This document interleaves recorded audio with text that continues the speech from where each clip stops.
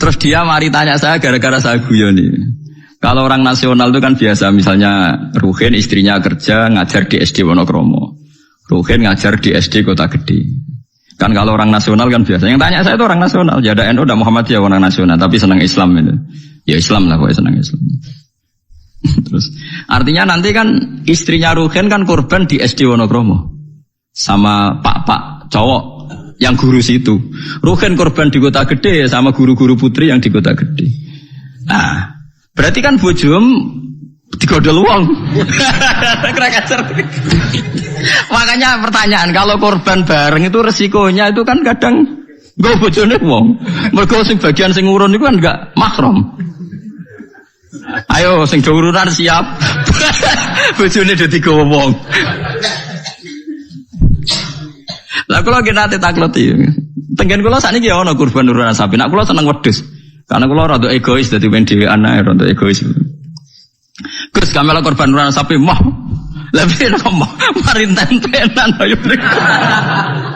Lah misale swargaku iku Januari. Swargamu cara Allah Desember. Sapine ngenteni kowe kesuwen. Moh. Lah nek wedhus aku misale swargaku Januari wis terbang wis. Lah nek wong pitu swargane tanggale beda-beda piye? Mosok swargaku bareng Ruhin. Ya karena mungkin kan cara teori kan. Misalnya mulai aku mau korban bareng Ruhin. Lah nak nganti di ono pengumuman malaikat bahwa masuk surga ditunda karena temannya masih di neraka. Repot.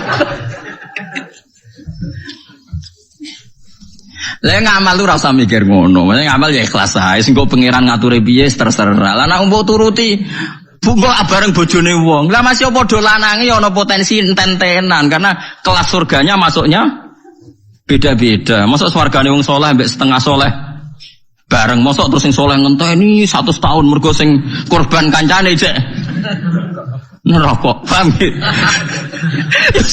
Wes kira usah mikir ngono aku tak omongi. Tapi amun dadi penggalih lho ngene iki ra omongane wong nganggur ngoten mawon iki.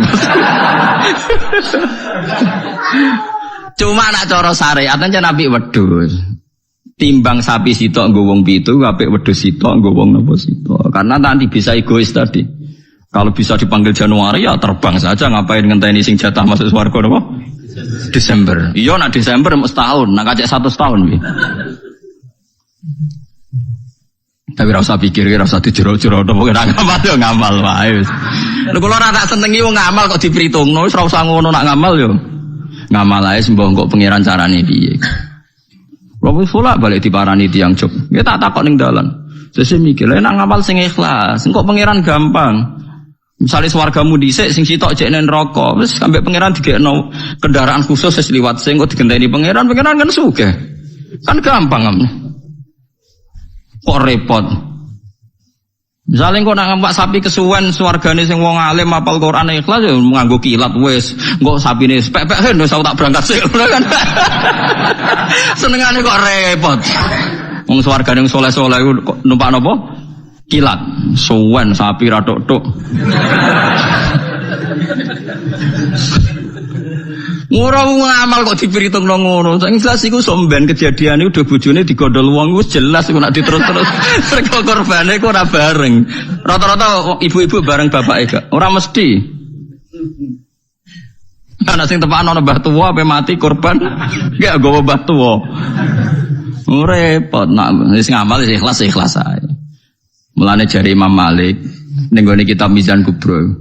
Sebagian nyaratno pitu iku kudu ahlu baitin sing sak ahlul bait. Mergo tujuane tadi ben gak gondol bojone. Wah.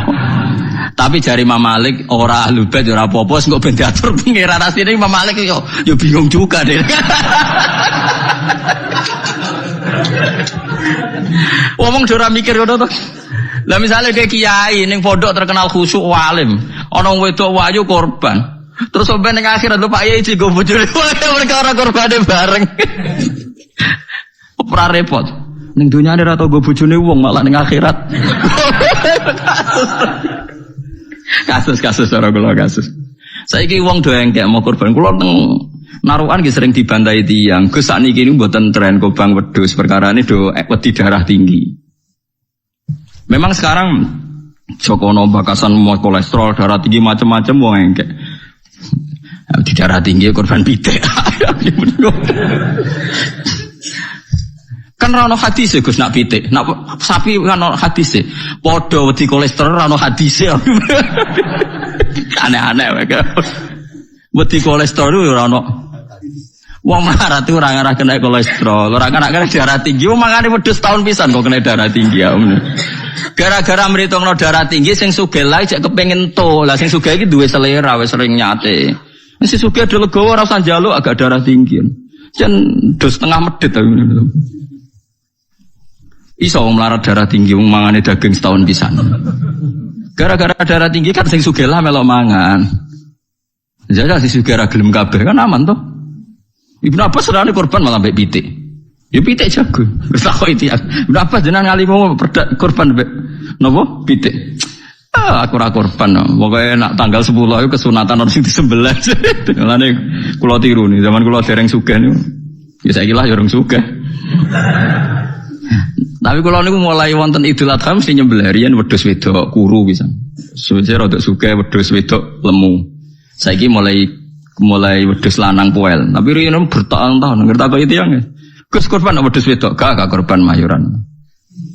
Jare sapa korban? Korban syaratnya macam-macam lho kudu poel terus jare untune macam-macam lah pokoke ngoten. Lah sanatun mbah ngono lantai.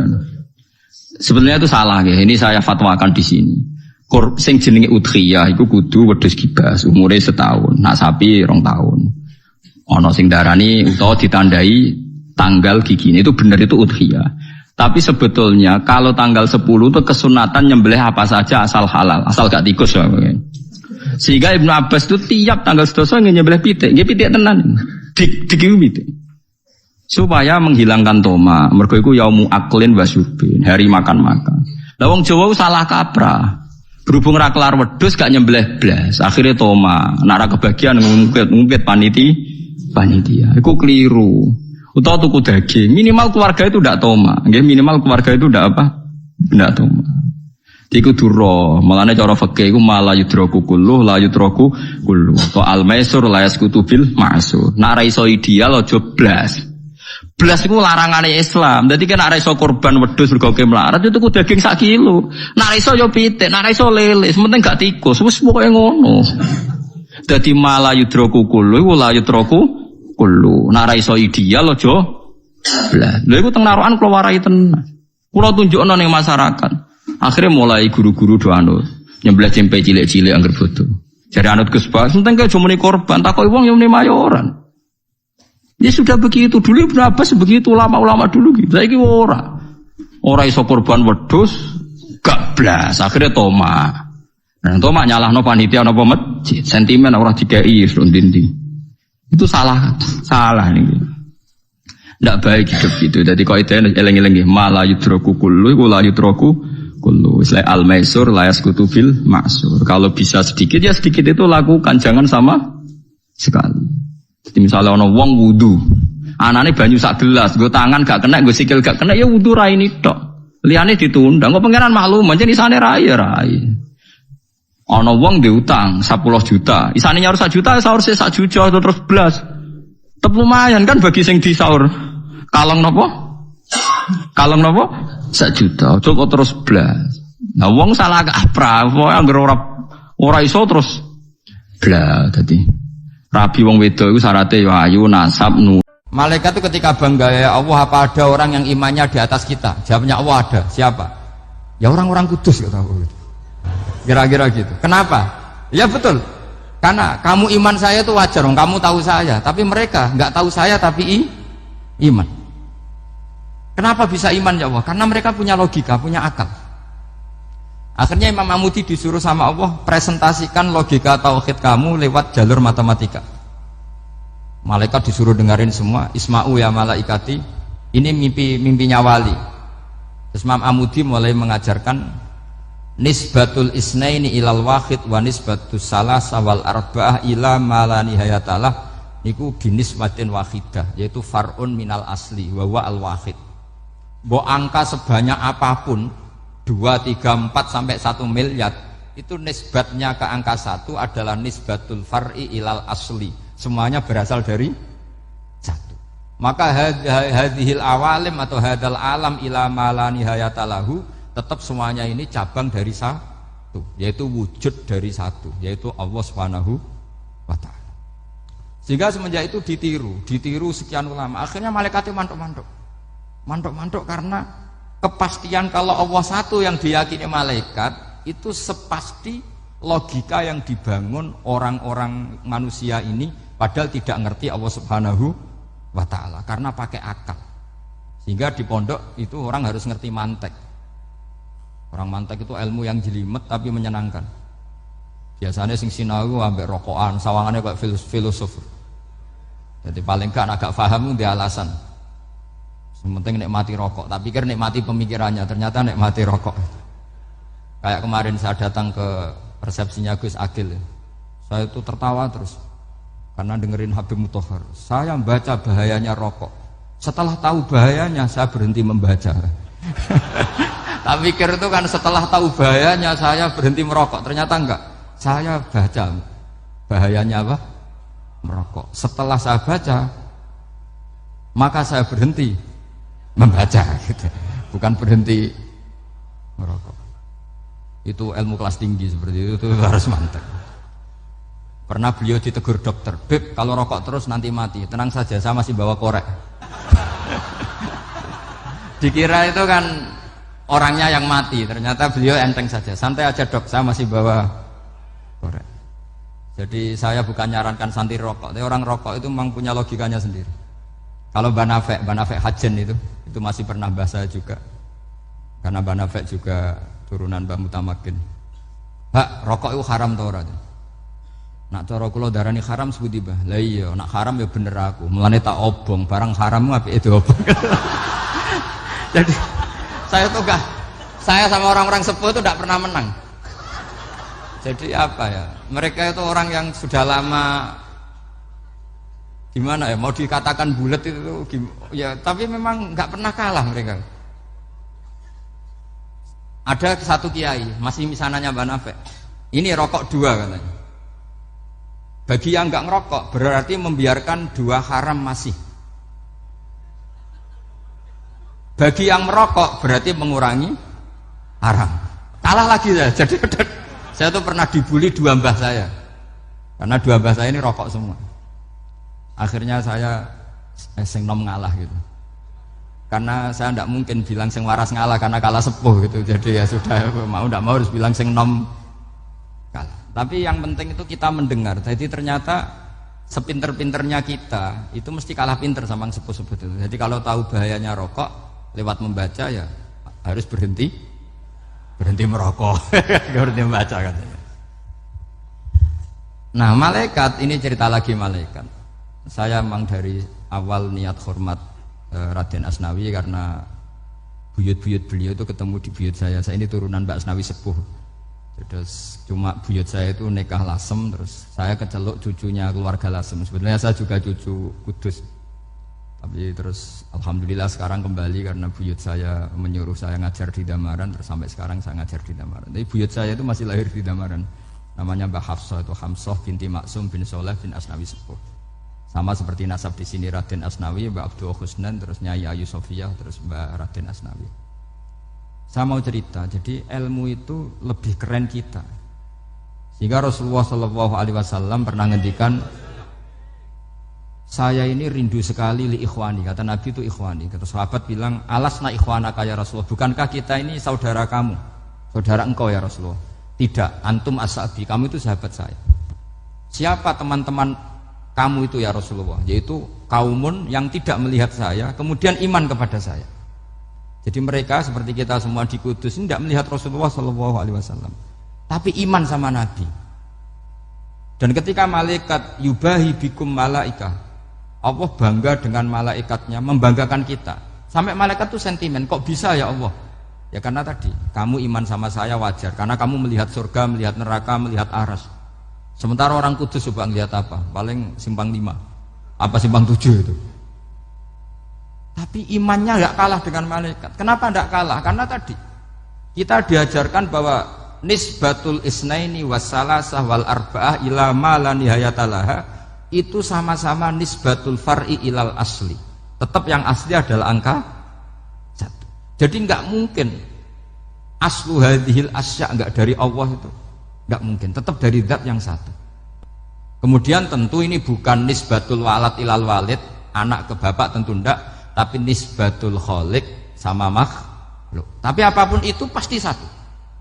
Sehingga Imam Amudi akhirnya masuk surga lewat jalur itu, tidak usah lewat pertanyaan man rabbuka wa man nuka. Kelasnya disuruh ngajar malaikat. Saya punya rencana jadi pengajar malaikat nanti itu kan. Jadi orang-orang kudus yang dapat barokahnya Raden Asnawi nanti jangan mau kalau ditanya man rabbuka wa man nuka. Kelasnya itu harus apa? Jadi gurunya malaikat. Karena bapak kita Nabi Adam itu keren. Nabi Adam itu adalah orang yang disuruh Allah dipresentasikan, dibanggakan Allah di depan para malaikat. Ketika ada malaikat yang agak hasut, tapi itu tidak malaikat papan atas, malaikat yang kebanyakan. Itu kan agak gak terima Nabi Adam jadi apa? Khalifah. Sampai malaikat ini usul ataj'alu fiha mayufsidu fiha wasfikut. Makanya kalau saya protes sama malaikat itu malaikat yang ini, bukan Jibril sama Israel. Kalau protes Israel bahaya, bisa dihabisin. Saya pernah ditanya seorang kiai, Gus jenengan gojlok malaikat kok berani? Ya karena malaikat yang jenis ini pernah gojlok Nabi siapa? Adam. Enggak percaya kalau Nabi Adam itu layak mimpin, sampai protes ataj'alu fiha mayyufsidu fiha wasfikut dima. Tapi apa yang terjadi? Allah mengajarkan satu ilmu di Nabi Adam, kemudian disuruh meresentasikan. Qala ya Adamu ambihum bi asma'ihim. Adam, coba kamu presentasikan ilmu kamu. Setelah Nabi Adam fasih mempresentasikan ilmu, kata Allah, kamu bisa enggak sepinter Nabi Adam? Enggak bisa ya Allah. Makanya sudah saya bilang ini a'lamu malah. Saya lebih tahu siapa yang layak mimpin. Jadi layak mimpin itu pertama harus kuwatul ilm. Ilmunya itu harus kuat. Nanti saya akan cerita hubungannya Raden Asnawi dengan Syekh Nawawi. Apa itu hubungan teman, apa murid guru, itu memang masih jadi polemik sampai sekarang. Kalau saya ya keyakinan saling istifadah. Ini bahasa netral, tidak murid guru tapi saling apa? Istifadah. Kata Syekh Nawawi dalam tafsir Munir itu, ilmu itu nomor satu. Sehingga beliau setiap ada ayat fa inna hizballahi humul ghalibun, beliau pasti menafsiri bil hujjah wal barohin la bis saulah. Saya masih ingat betul takbirnya, memang saya hafalkan. Dan Syekh Nawawi itu benar, Raden Asnawi juga benar, semua guru-guru kita benar. Karena agama ini sebetulnya bukan masalah negara, tapi masalah logika yang sehat. Uni Soviet itu pernah mengkooptasi Uzbek, Ceknya, Tajikistan. Itu 100 tahun. Orang dipaksa ateis. Tapi orang-orang Uzbek, saya sering ketemu lama Uzbek, kadang ketemu di Korea, kadang di Malaysia. Orang-orang Uzbek itu punya basement di bawah tanah. Kemudian di bawah tanah ini mereka ngajarkan tauhid. Ngajarkannya ya gampang, misalnya ini sesuatu yang ada, iya ini. Ini ada penciptanya enggak? Ya ada. Siapa? Tukang katanya. Yang penting itu enggak ada logika bahwa sesuatu yang ada disebabkan oleh ketiadaan. Lah orang komunis, orang ateis itu orang yang mengatakan alam ini didahului oleh nihilisme, oleh adamiyah. Masuk akal enggak sesuatu yang ada, penciptanya sesuatu yang tidak. Sehingga orang anak-anak Uni Soviet itu nggak pernah kepikiran membenarkan ateis, itu nggak pernah. Bareng Uni Soviet ada itu glasnost perestroika itu kemudian hancur.